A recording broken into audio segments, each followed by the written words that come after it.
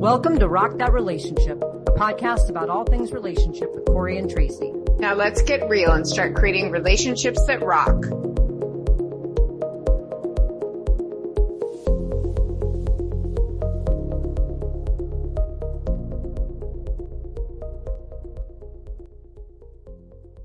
Welcome to episode 3 of Rock That Relationship.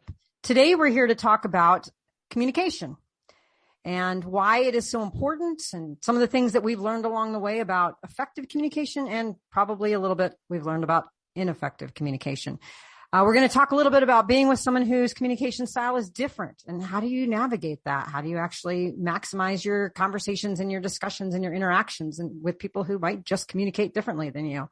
And then we're going to end with ways that we've found that we can enhance communication, things that have worked for us, things that we wish that we had done that we didn't do, but have since learned. So we're excited to talk with you all today a little bit about communication. And I'll just start out by saying one thing is, as a communication major in college, I realized that I'd taken many, many classes for semesters long, all about this topic. So there's no way that we could cover all elements of communication in, a 30-minute podcast. But the thing that we really want to resonate, with you all is this idea that we've taken some kind of kernels away from our relationships in learning about communication. So we're sort of bringing you some of our kind of greatest hits moments. And so that's what we really want to do today, is share that with you. So maybe we'll start out a little bit about, why is communication important? Tracy, what are your thoughts on, why communication is even important in a relationship? Well, I guess, Corey, as I mentioned before, if we're not robots, we actually have to talk about things. And the fact that we're talking about communication is, here we are talking, right? We're communicating. We're trying to convey information. So we're trying to get one piece of information out of our brain into somebody else's. And in a relationship, if you're not communicating, I don't think you have a relationship, if there's no communication, or if there's poor communication, the relationship is going to break down and it's going to end, whether it's a romantic relationship or friend relationship. I don't think we can go forward without it. Well, yeah, I absolutely agree. And I think as we look at communication broadly too, it's, sometimes the absence of talking is communication in and of itself, right? The nonverbals or, the other elements of communication that happen, group dynamics, things that you're seeing, going on is a form of communication too. And, it's important in relationships. It sustains the connection and it helps, create a mutual understanding. But it's also just, as we think about it, it's simply just an engaging part of human interaction, right? I think, Tracy, when you and I go out hiking, we chit chat the whole time. We talk about everything. And we've gone out hiking with people who say, why are you talking over nature? And it's but that's the way we communicate. And our relationship, our friendship is built on the fact that we interact with each other by talking about all sorts of things. Whereas other people might go along the trail and, quietly or silently and really kind of appreciate that nonverbal communication that they have while in nature. So I think communication is really important because regardless of, to what extent you have it or how you have it, it really lays a foundation for how you connect with other people.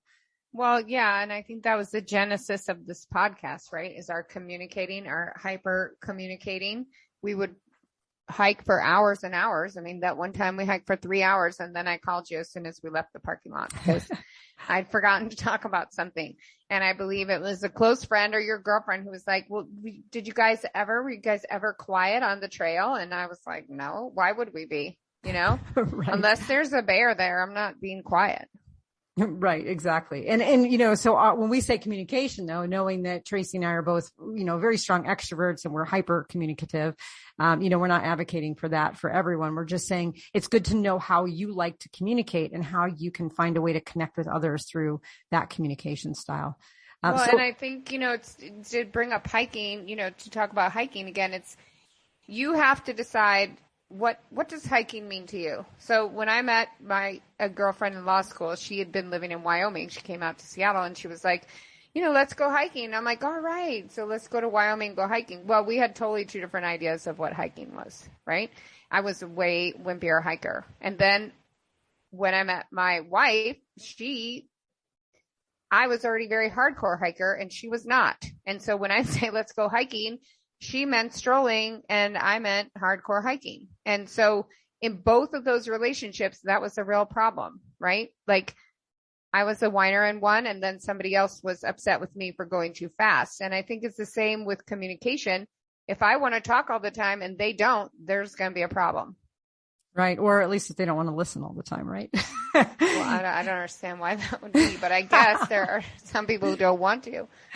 Exactly. So let's talk about some of the lessons that we've learned along the way. As you know, as I say, someone who, teaches communication, interpersonal dynamics, there's a lot of ground to cover, but there's a couple things that just keep surfacing, over and over that, in my mind have laid the foundation for communication just in general. And I think the biggest one we actually talked about in episode 2, if any of you are interested in going back and listening to that episode, we do kind of introduce the concept of introversion and extroversion at that point and talk a lot about what that looks like, in terms of, kind of showing up in relationships. But let's talk about it in terms of communication. So Tracy, you are a self-proclaimed, I'm not even going to say self-described, a self-proclaimed extrovert. Tell us a little bit about what it means to be an extrovert. Yeah. And I think I might be a other people proclaimed extrovert as well.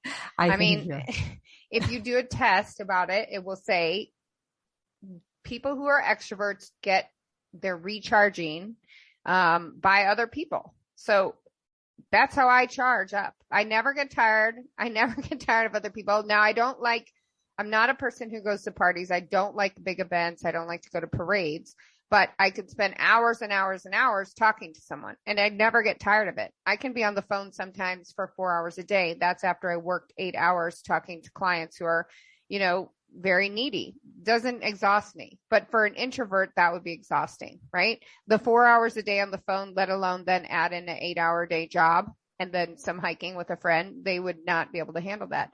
But if I don't have that, then I would go crazy. It's not that I can't read a book or I can't watch a movie because I do those things too. But the time that is quality time for me is actually spent with other people, which I think.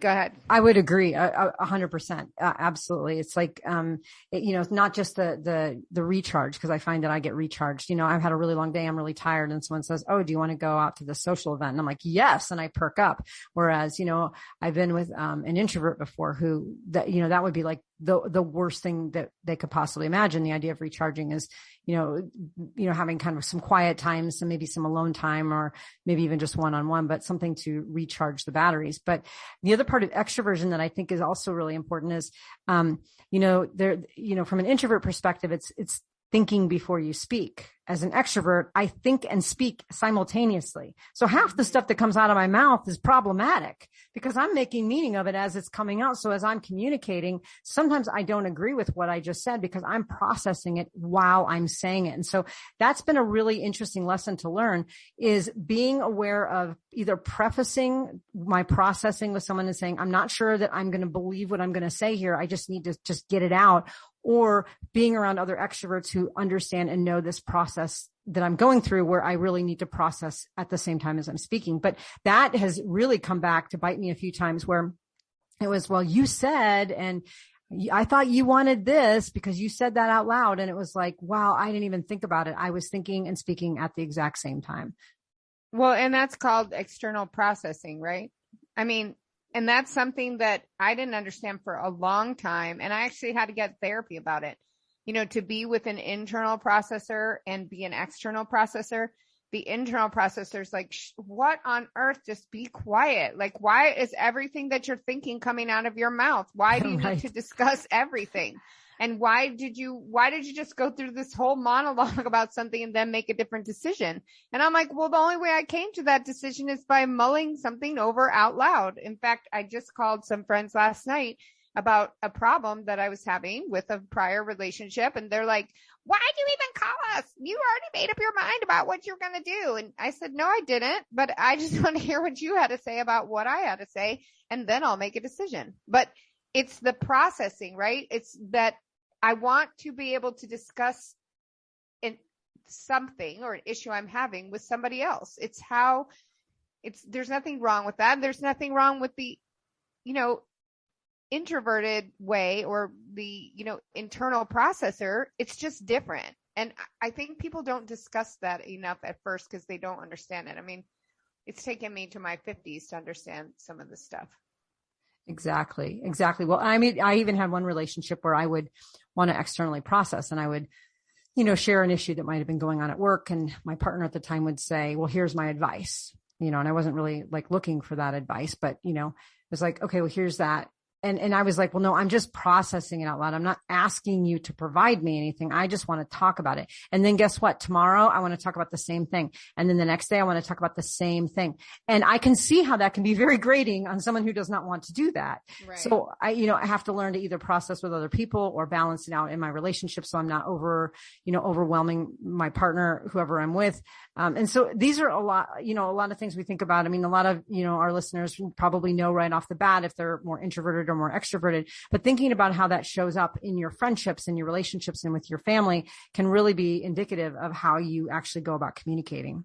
Well, and they might not necessarily know. In fact, I dated someone for 5 years that I considered to be an extrovert, and she just did a test and it said she was 65% an introvert. And that actually totally surprised me. I had no idea. Like, that did not occur to me, but that could explain some things, right? So I think actually not just getting therapy or having a therapeutic mindset when you start a relationship, but kind of doing some of these tests to see, hey, is this going to work? And explaining to the person up front, I'm an extrovert or I'm an external processor. I'm going to want to talk about everything. Is that going to be annoying to you? Because this is something really kind of, what do you call that? Like central to my being, it is part of who I am. It's not going to change. And I think some people find it really, really annoying.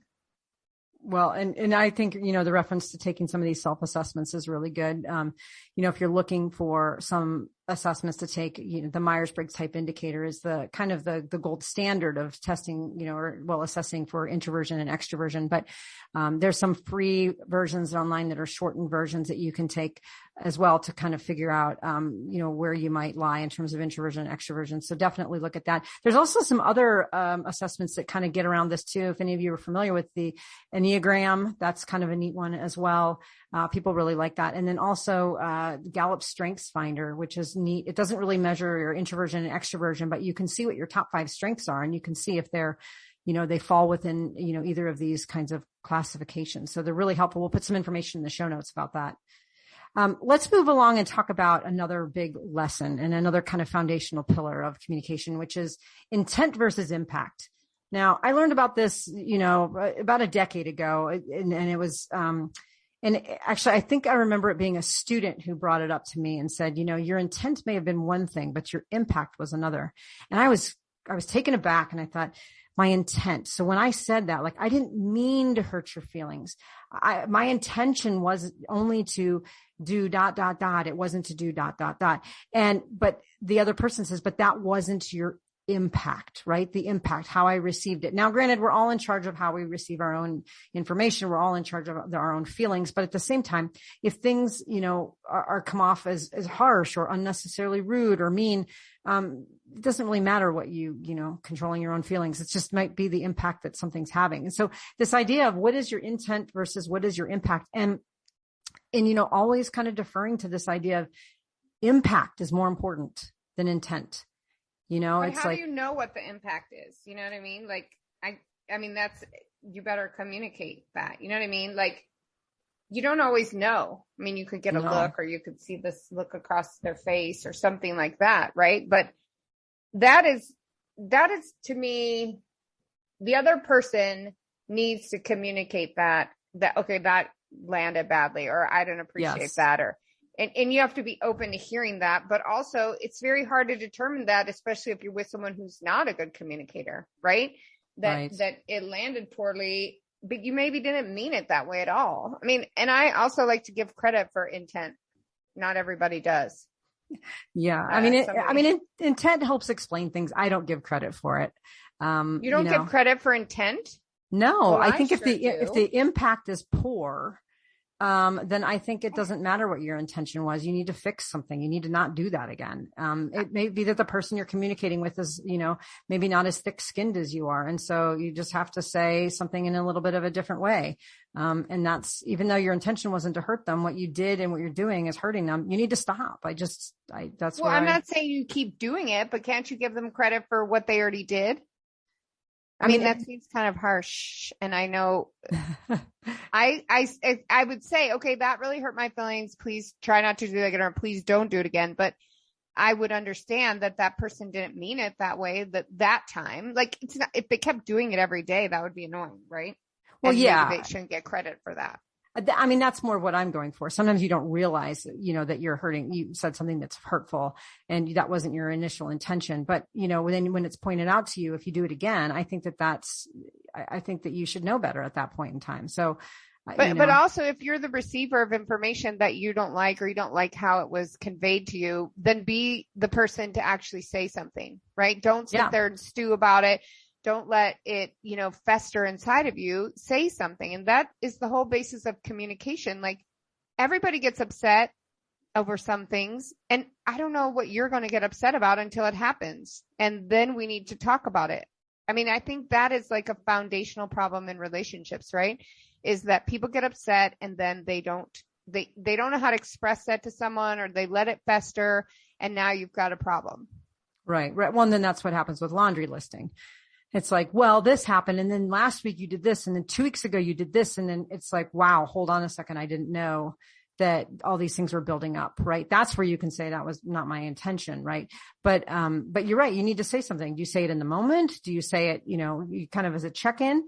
But making sure that you say, this is how I received this. I would appreciate if our conversation went differently next time we talk about this, or this is what I need, and being very specific about it. And you may not come to an agreement on what that person needs versus what you might want to say. But the idea behind it, I think that you're getting at, Tracy, is you have to talk about this. You can't just sweep it under the rug and I always say, hope is not a conflict management strategy. Hoping that it's just something's going to go away and that you don't have to deal with it is not a way of dealing with conflict and an effective communication strategy. Well, and how is all conflict resolved? With communication. Right. I mean, unless it's a war and you win. That's about it, right? Or it's you playing pickleball. If somebody playing pickleball with you, that's a intense situation there. You can have pity on them. It won't go well for them.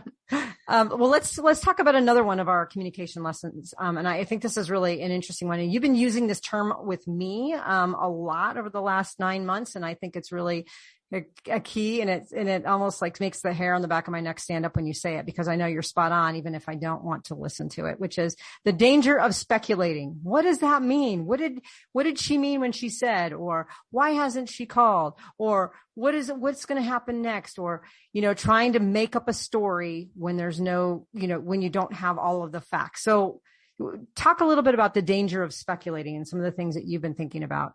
Well, that's another reason that we started this podcast. And in fact, I think we were going to call it like Spin Sisters, right? Because all we did was go on these hikes and spin ourselves into insanity. Well, if she said this, she meant that. If she did this, this would happen. If what do you think she's thinking? What do you think this person's thinking? What do you think? Like, you can't live like that, right? That is what we had to stop. I don't know what that person's thinking unless they actually tell me. And how can I find out? I'm going to ask them. And do I take then what they say at face value, or am I going to go and impute a bunch of, other meaning into it? I think, having been a cop and now being a lawyer, my communication skills have improved. I have to say, in relationships as working as a lawyer, right? As a cop, I kind of barked at people. Do this, do that. That, by the way, that doesn't go over well in any relationship, just so you know. Yes.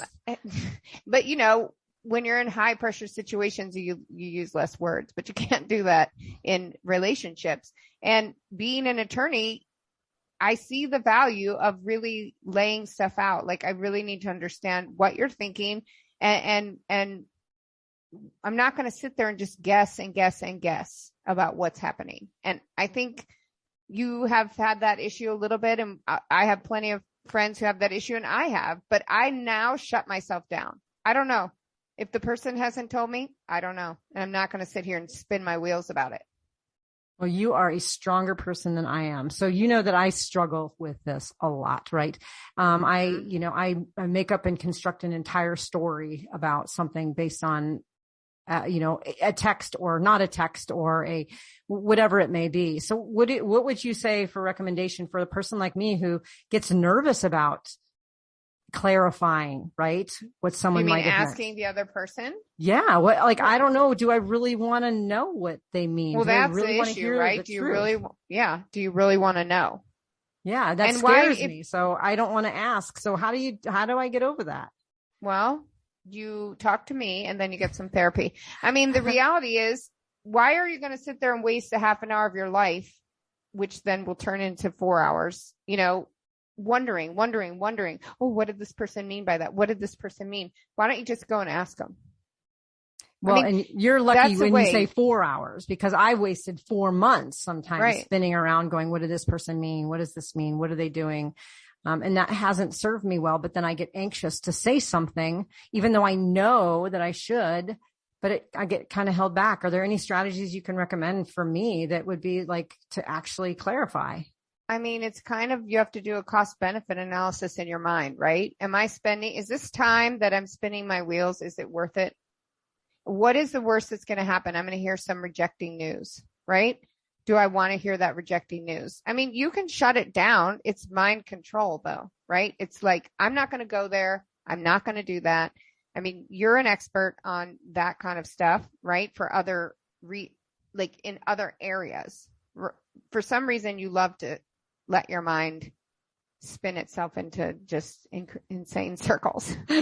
It's kind of a hobby of mine. I like to karaoke and overthink. I mean, that's what I do on the weekends. That's right. So overthinking's your jam. It is. It's my thing. Shirt. I know, right? You actually did get me a little sign in the back of my, that I have. It says, still hold there. on. I've got to overthink this. It sits behind me all the time. And it's just, it doesn't serve a purpose. I mean, it's just like Marie Kondo your mind. Okay. Is it sparking joy? Is it serving a purpose? No, stop it. Right. I mean, okay. That's easier said than done, but that's you know what I mean? Like that's really what has to happen. Is it serving you? Is it serving a purpose, or is it causing you more suffering? Yep. Does it spark joy? Well, and being confused and being speculative does not spark joy. So that's the real question. No, why? Because then you've come up with a whole scenario in your mind that could be much more catastrophic, much worse than what you were thinking. And that's what a lot of people say is most people aren't thinking what you're thinking. Most people aren't, you know how there's people, I have several friends who are like this. They'll go home at night and be like, oh my God, everybody thought that I sounded like a dork when I said that. And it's like, nobody even thought about that twice. But in your mind, you've made it out to be something bigger. I mean, I think this is the life goal, okay, for everybody, right? To control the mind. If you get down to it, it doesn't matter what religion, whatever, the mind controls the behavior. I have had major problems with this, so I'm not trying to lecture anybody. I mean, I cannot control this mind. It is out of control a lot of times. And so yours requires, I guess, talking to yourself, right? We went to that one really good speaker about chatter, mind chatter. The mind chatter is that it's like, it doesn't help you. It's like a chipmunk, or no, we don't do that. Hamsters running on a wheel, right? I mean, I suppose chipmunks could run on a wheel if we had. Well, they could, but people don't usually put them in cages, unlike the poor hamsters. But you put a hamster in there, and why is the hamster running on the wheel? Because it has nothing else to do. The chipmunk's outside collecting its nuts for the winter. This hamster's like, well, what the hell? I don't have anything else to do in here. And that's the thing. So keep yourself busy doing something else more productive. Tell your mind, this isn't going anywhere. It's not going to help me. Right. Well, and, thinking about what is the difference between, kind of thoughtful reflection, right? Which is, good thoughts in your mind, things that you can learn from and develop from. And then what is that negative chatter or the speculation, and how is that informing the way that we communicate or not communicate with others? So these are all really good ideas. Can I go back to that thoughtful reflection? But thoughtful reflection you can have based on actual evidence, right? Or actual knowledge of what somebody was thinking. So thoughtful reflection is a good thing. Speculating, making up scenarios in your head, not a good thing. Right. Especially if you're not going to check in to find out any kind of accuracy with those scenarios. You're right. You're kind of doomsdaying it. And then you've now spun it out of control to the point where you don't even want to talk or clarify with somebody because you're so busy with your story that you've created. Correct. You've gone up a notch, and you've made it into something it's not, you right. know? And it makes it even that much more difficult to communicate. Right. Well, let's talk about our last lesson here. And then we're going to transition a little bit to talking about what do you do when your style is different from someone else? So our last lesson is really this idea of being defensive. It really doesn't serve anyone, right? Like there's, and I've said this before and I'll keep saying it, is at the end of your life, you're not sitting there with a tally sheet saying, I was right and you were wrong. Look, I was right 242 times and you were right only 212 times. I win. Like there is no game. This is connection. This is communication. These are relationships.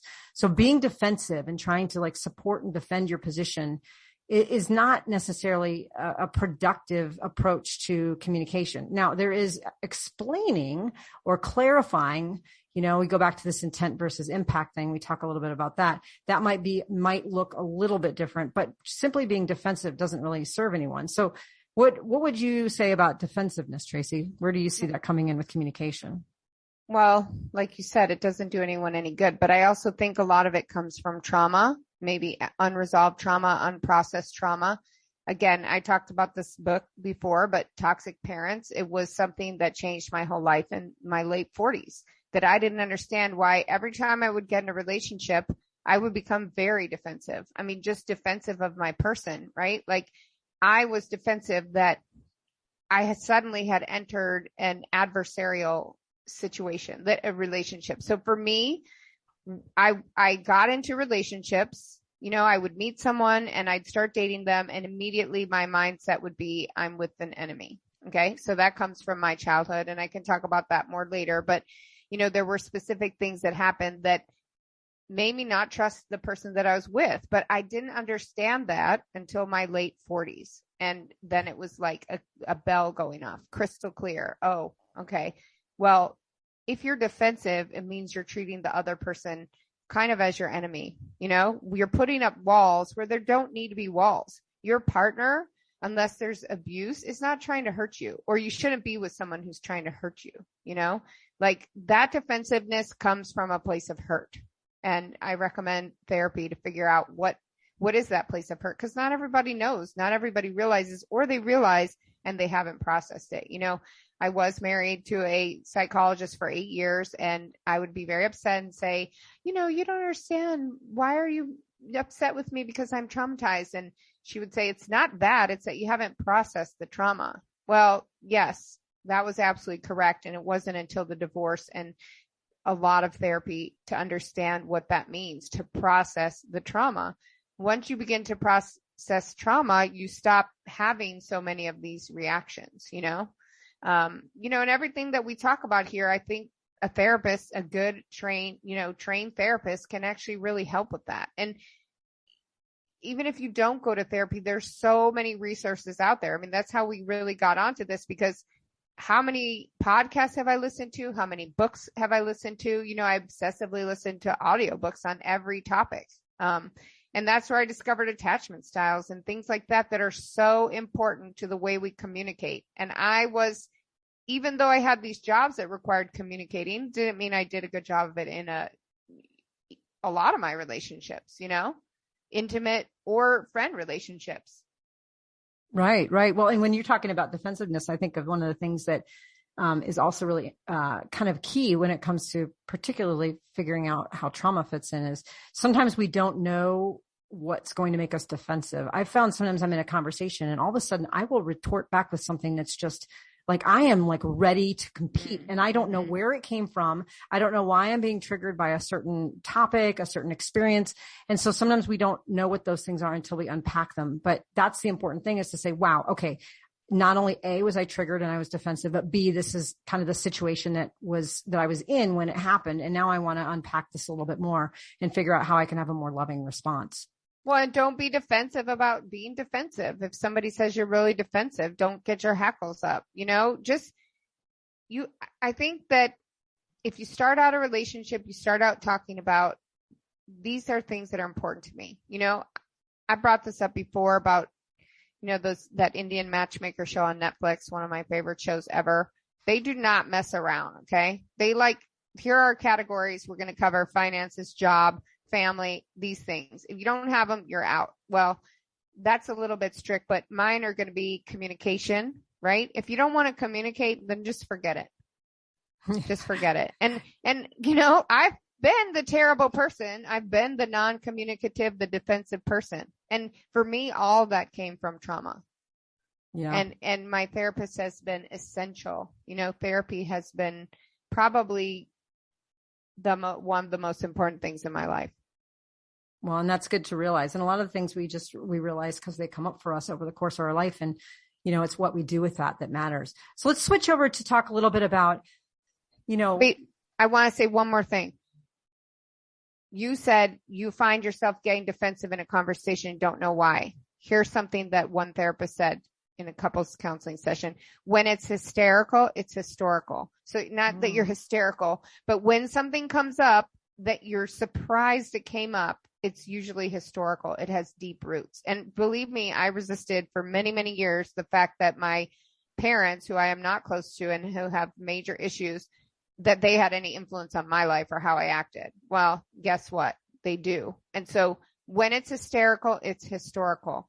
Okay. When bam, you're triggered out of nowhere, it's got deep roots. Yep. Good thoughts there. Absolutely. Absolutely. Well, let's talk a little bit about, you know, when someone has a different communication style than you. I mean, we haven't talked formally about communication styles. There are also different kinds of self-assessments you can take. You can also just kind of reflect on, you know, how communicative you are, or what style, you know, what preferences you have in communicating, and kind of figure out if you're in the same, you know, kind of the same lines with your either your partner or your friend or whoever it is that you're communicating with. But, you know, really there's a couple things that are important to think about. And the first one is really finding a good match. If communication is essential to kind of our being and our connection, then we need to find someone who appreciates the way we communicate and we appreciate the way they communicate. Doesn't mean we have to do it the same. There's this really great saying, I know many of you have heard of the golden rule, right? Do unto others as you would have them do unto you. In communication, it's actually not that. It's do unto others as they would want them to do unto you. So it's like treat them how they want to be treated, not how you want to be treated. As an over communicator, I love it when people talk all the time, but you know, that doesn't necessarily mean that they want me to talk right back at them. And so find your good match, someone who appreciates the way that you communicate. And so there's really kind of a few things, some questions we talk about. So the first one is this idea, you know, what is it that we want to communicate? And in my case, I want to communicate everything that exists on the planet, every thought, every fleeting thought, every feeling, every idea I've ever had. Every time I've seen a leaf fall from a tree, I need to tell somebody. I need to communicate my advice to people. I mean, it's kind of everything's on the table, but there are some people who just, you know, they're not going to necessarily communicate maybe their feelings, but they're going to turn them all into thoughts, and they want to just talk about their thoughts. Or maybe they're only seeking advice, or maybe they only want to vent, or maybe they only want to give a good idea, but have certain things that they kind of preference in what it is that they want to communicate. And there's no right or wrong here. The idea is finding a good match of how people communicate. So, you know, I like to communicate about everything. And I like it when people communicate everything to me. Tracy, what is your take on that? Well, I'm the same as you. As you know, I can communicate all day long, but I think that, you know, when you're talking about venting or talking about somebody being upset, this is something that I learned. It took me a long time because I was a cop and I am an attorney. I'm very much an advice giver, and people find that annoying. Okay. Sometimes they want it, right? But I've learned now to say, what do you need from me? I did not do that well in my marriage. It took me a long time to get to that point to say, do you just want me to listen? Do you just want support? What do you want from me? Because I would immediately, okay, you need to do this, this, this, and this, right? Because I fix things, right? Easy, fix it. Done. Yep. But that isn't always, not only is that not always what the other person wants, but sometimes that could create problems, right? They're like, well, you're not hearing me. So it makes it even worse. And if you just didn't even say anything at all. So I think it's really good to be on that same page. What about like, I like this one too. Like, when is a good time to talk? You know, in my mind, I always like, I get uncomfortable with anything that might be conflict. So I like to resolve things as soon as they come up. I was with an introvert one time that would say, well, let's revisit this tomorrow. And that was like the hours were so painful for me until we could talk about it because I felt so unresolved. So, when is a good time to talk? Do you want to talk kind of when something happens in the moment, when you see it, when you hear it, or do you want to have time to talk where like every evening before you go to bed, you have some time together to visit with each other? Do you want to have a weekly check-in on how like the relationship's going? And so that's an important distinction, right? When is a good time to talk? So Tracy, for you, when is a good time for you to talk? Anytime. I think except when you're in the middle of a social event, which has happened to me before, where the person expresses their displeasure with me in a social event. I don't like that. I have to say, save it until later, although I don't like to do it after the event either, because I think, oh, well, we got through that. And then bam, on the car ride home, I'm in big trouble. So, right. It's exhausting. I think that is, I've already said, I don't want to be single. There is one person I want to be with. I would like to be back in that relationship, but it is what it is. And I have to say, going to parties, we've been at the same parties. I can drive home and no one is telling me what I did wrong. Okay. And that is a thing that I absolutely love about being single, because I'm sorry, I'm messy. I say things like I'm a big personality, right? So I'm going to say things that are going to be upsetting to people. And I think you and your partner have to figure out at the beginning of the relationship, hey, let's talk about this. How do we want to talk about things? If I upset you, do you want to talk about it later? Do you want to set a time? Do you want to chew me out right in front of everybody at the party? Right. Well, and that kind of goes into where do you talk, right? Because you're saying like, don't do it at a social event, or don't trap me in the car, right? Trap the car and then you like lock the doors and roll the windows up and like, we need to talk. You're in trouble. Exactly. Yeah, right. I mean, where do you want to talk? Is it on, kind of on neutral ground if you're in a conflict, or if you have an idea or something that you want to suggest? Do you talk about it if you're with your partner? Do you talk about it in bed? Is that, or is a bed a conflict-free place? So that's important to also designate your expectations, because a lot of these things we think, oh, we're all on the same page with everything. But until it happens, you realize you might not be on the same page as that other person. Right. And until you communicate about how you want to communicate, you might not be. And there's a lot of, these are not things that have to break apart relationships. It just requires talking about it, actually sitting down, talking about it in a non-defensive way. Like, these are things that would be good for me, or this hurt my feelings, or, this is how I would handle this. I'd appreciate it if you would be this way, Exactly. And that's a good thing for you to learn about what your partner or the other person needs, and then also expressing what you need. I think this question is one of the most important for me, I think, is what is the goal, right? What is the goal in communicating? Are you communicating to try to get the other person to understand what you're trying to say? Are you communicating because you really want to understand their perspective? Are you communicating because you want to find a solution or a compromise to a problem? Or are you communicating out of connection and love? Because without communication, sometimes that connection falls to the wayside. So even the mundane day-to-day, this is what I ate for lunch, communication can create that connection. But sometimes, this isn't something like generally you say, okay, do you communicate for which purpose? It's, sometimes at the beginning of a conversation, especially if it's an important one, is saying, okay, what's the goal of this conversation right here? Is it for us to come up with a solution to the problem? Is it for us to just be frustrated about what's happening? Is it about for us to hear each other's perspectives? Or do we just want to feel like we've talked through it and heard each other? And so that is an important delineation there. So, I think that's important to say. Start it out. I've never done that. What is the goal of this conversation? Good. Gold. Yeah. Nice work, Corey. Good. Well, that's why they pay me the big bucks as a professor. That's right. Yeah, I get this that's one right. question. So the last question, it really is, and this is, kind of a little bit more lighthearted, is like, how frequently do you communicate? And I think this is something too that I've thought a lot about. My expectations with people is, how frequently do you communicate with your partner or with your friend or your family member? How frequently do you text them? Tracy, you and I text back and forth all the time. I text you probably more than I text anybody else, but I have certain people that I just text with a lot that maybe aren't my closest friends. I have a couple people that I call, and there's other people I don't think I've ever been on the phone with them ever. right? How frequently do you communicate in person? I know that's a really big thing, especially for those of you, dating somebody towards the beginning of dating, is how often are you going to text every day, a couple times a day? Are you going to call each other? Is that just weird? Do you Zoom each other? I mean, are you getting together in person? What does that look like? And are your expectations the same? Or at least you understand the other person's expectations if they're different? Well, and that's the thing. You just have to talk about that. Look, this is what I'd like, or this is how I am. And do you find that, do you like that, or is that too much for you? I think, again, communicate about how you want to communicate. I don't think there's anybody who's ever said there's too much good communication here, it's not working. Right. But a lot of people say there is bad communication here, this is not working. And, generally by the time people get to therapy, the problems are so entrenched and the communication has broken down.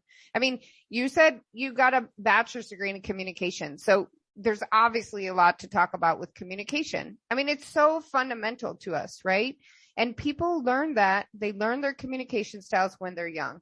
And some people come from, good communicators, and some people come from not so good communicators.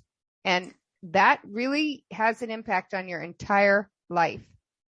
Right. And your perspective, how you go about communicating. And I think one of the things that really hits home with me is this idea that a lot of times we take these things for granted. I assume that, for instance, that if you say we're just starting to date and you're into me, you're going to text me all the time. I assume that, but you're assuming that I'm busy and that you're not going to text me all the time because that's going to be annoying.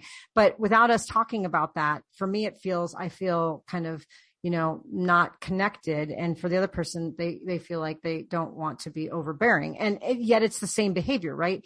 And so I think that's what's important about it is knowing what's an expectation, whether that's, right. There is no such thing as like a realistic or overbearing expectation. It's just, what is your assumption that you're coming from?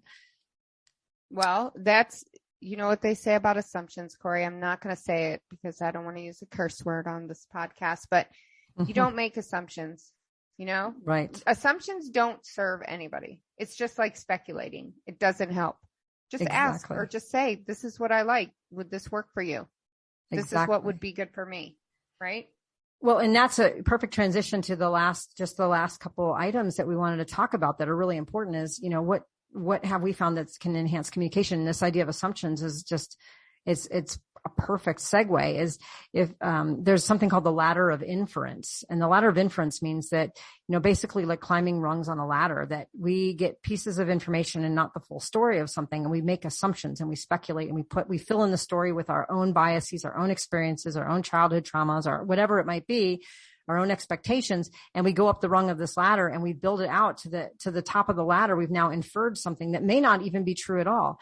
I remember a story. I was doing a training on the ladder of inference with a group, and I had everybody think of an example. And this one guy was talking about how he pulled into a gas station and he saw a man running out of the gas station, jumped into a car and sped off. And he thought, oh no, that gas station's just been robbed. So he went in really protected and, nervous. And he talked to the person who was working and he said, are you okay? Do we need to call the police? And he said, oh no, that man just got a call that his wife's in labor. And so it was this idea that we literally have all of these past experiences and ideas that we fill in, and we create this ladder of inference. And so we do that in our relationships. We assume that if you leave dirty dishes in the sink, that you don't care about the fact that I worked a really long day, when it may not be that. It may be that, but it may not be that. So this idea is that we infer things all the time. And if you can ask questions, we call it kind of interrupting the ladder, you can find a way to figure out what's real, what is actually happening, and what are you making up? Because when you make things up, you tend to, again, doomsday it, and then you don't communicate about it. And next thing you know, you've created a disconnection and a disharmony. Yeah. And when we make things up as people, it's usually, we're not making up the best case scenario. We're usually, imagining the worst case scenario and then going over it. And what are we going to do about it? And how are we going to deal with it? And guess what? That didn't ever even happen. It all happened in our minds, Yeah. Well, if you assume the worst, then you can't be disappointed. I've heard that before. But if you assume, who wants to go around assuming the worst in people, right? I mean, I'm going to assume that my partner is going to leave me, so therefore I'm not going to really invest in this relationship. I'm going to assume that, my friends don't want to hang out with me anymore, so I'm just not going to hang out with them. I mean, who wants to live like that? Right. I mean, it may be right in the end. Maybe your partner does leave you, or maybe your friends don't want to hang out with you. That may be true, but do we really want to go through life assuming that out of every single situation of a relationship that we're in with people? Well, and it's also that assuming stuff goes to if somebody says something that, as you said earlier, lands wrong, if it has the impact that you don't like, don't assume they meant it in a bad way. That was a real problem for me for a long time. I just assumed the worst. Oh, They meant it. They were trying to be rude. And then that caused me to get like hyper, like mad. And then, that pissed me off. Right. The cycle, right? The cycle, and a cycle that you've created. Right. Because it's not really there. Yeah. Going forward, I'm trying to assume that whatever somebody says, it is with the best intent. Perhaps they said it clumsily, or perhaps I didn't understand it.